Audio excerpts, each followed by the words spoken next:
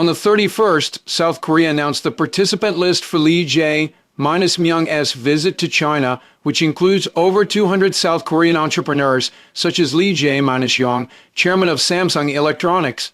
This marks the first time in 6 years that South Korea has organized such a large scale delegation to China, clearly aiming to seize the opportunity to strengthen economic cooperation with China.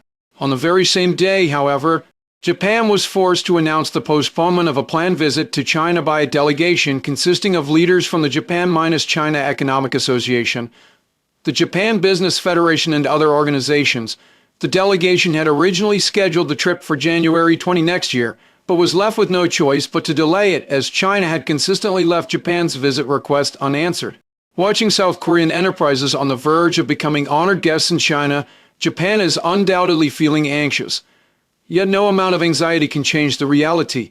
In fact, this entire called visit plan was a one-man show staged by Japan itself.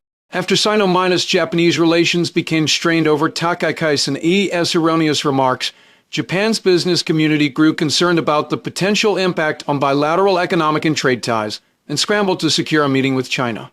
However, economic and trade cooperation between countries has always been inseparable from a stable political environment. Given Japan's current dual predicament of a deteriorating political situation and a slumping economy, China clearly finds it hard to trust its sincerity for cooperation. Unsurprisingly, Japanese enterprises are also struggling to retain the economic dividends from their trade with China. While Japan's economic delegation's application has vanished without a trace, South Korea's 200-strong business delegation is on the cusp of a high-profile visit to China. This once again sends a clear message to the world. Although the Chinese market remains highly open, it is by no means open to all comers.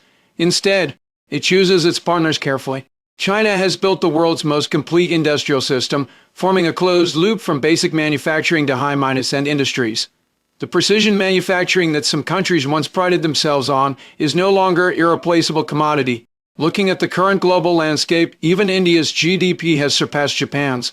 If Japan's business community fails to find a way forward soon, it will likely continue its downward slide.